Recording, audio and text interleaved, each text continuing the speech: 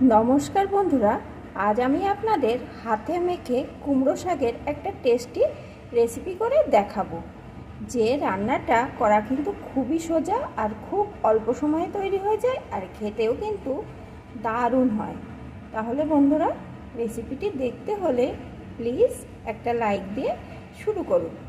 এই রেসিপিটির জন্য দেখুন, এখানে আমি কিছুটা কুমড়ো শাক সুন্দর করে ধুয়ে বেছে পরিষ্কার করে নিয়েছি।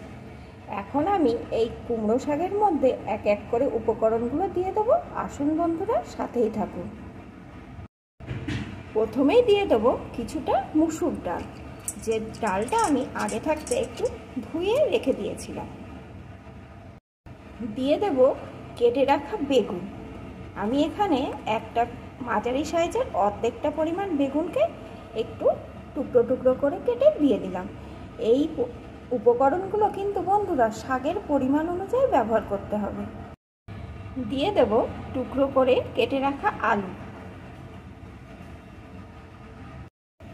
একটা টমেটো কুচি,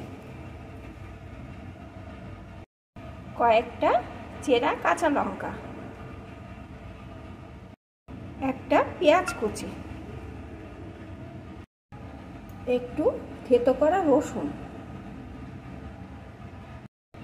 1 টেবিল চামচ জিরে আদা বাটার পেস্ট, স্বাদ মতো লবণ, একটু হলুদ গুঁড়ো, কাঁচা সরিষার তেল। এখন আমি সমস্ত কিছুকে সুন্দর করে হাতের সাহায্যে চেপে চেপে মেখে নেব। অফ ক্যামেরায় আমি চেপে চেপে হাতের সাহায্যে সুন্দর করে মেখে নিয়েছি। দেখুন বন্ধুরা, মাখার পরে এটা কমে কতটুকু হয়ে গেছে। এখন এইভাবে আমি 15 মিনিট রেস্টে রেখে দেব, তারপরে আমি রান্নাটা করব। সাথেই থাকুন বন্ধুরা। রেসিপিটি কিন্তু দেখতে হলে ফুল ওয়াশ করবেন, তাহলেই বুঝতে পারবেন রেসিপিটি কেমন করে আমি তৈরি করছি। 15 মিনিট পর আমি ফিরে এলাম বন্ধুরা। দেখুন 15 মিনিট রাখার পর কতখানি এই শাক দিয়ে জল বার হয়েছে। এখন আমি এর ভিতরে দিয়ে দেবো সামান্য একটু চিনি। আমি কিন্তু আগে কোনো মিষ্টি দেইনি, এখন একটু চিনি দিয়ে দিলাম। এখন আবারও হাতের সাহায্যে সুন্দর করে একটু মাখিয়ে নেব।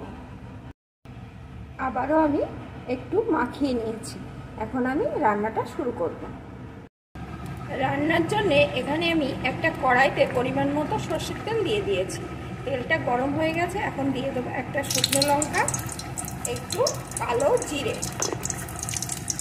এখন এগুলো একটু ভালো করে লাল লাল করে ভেজে নেব। এগুলো একটু ভাজা ভাজা হলে আমি যে কুমড়ো শাকটা মাখিয়ে রেখেছিলাম ওই সব শুদ্ধ একসাথে এর ভিতরে দিয়ে দেব।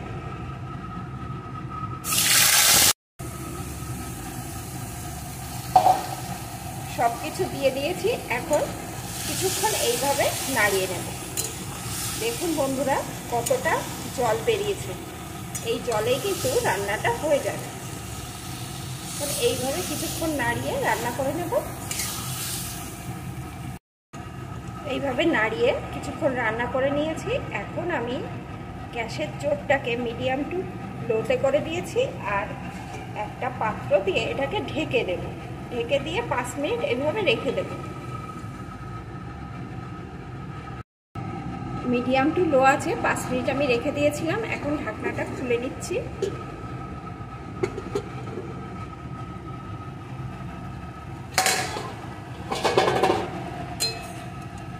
দেখুন বন্ধুরা, অনেকখানি কিন্তু সিদ্ধ হয়ে গেছে। এখন এইভাবে আমি একটু নাড়িয়ে নেব। এখনো কিন্তু এর ভিতরে জল আছে।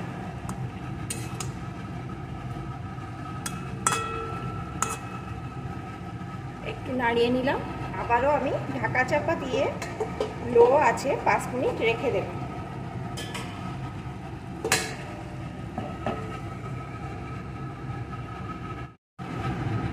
পাঁচ মিনিট পর আমি আবারও ঢাকনাটা খুলে নেব।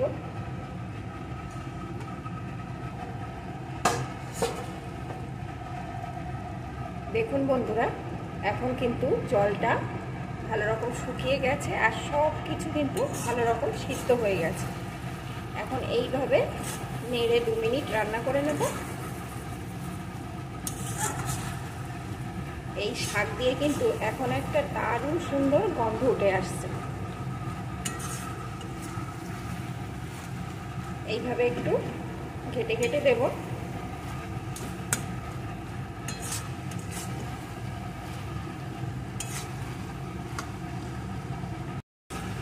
দু মিনিট মতন আমি এইভাবে রান্না করে নিয়েছি। এখন কিন্তু শাকটা আমার একদম রেডি। আমি নামিয়ে নেব। বন্ধুরা, আপনারা তো অনেক রকমভাবে কুমড়ো শাক রান্না করে খেয়েছেন, একবার এইভাবে হাতে মেখে কুমড়ো শাক রান্না করে খেয়ে দেখবেন, কত সুন্দর টেস্ট হয়।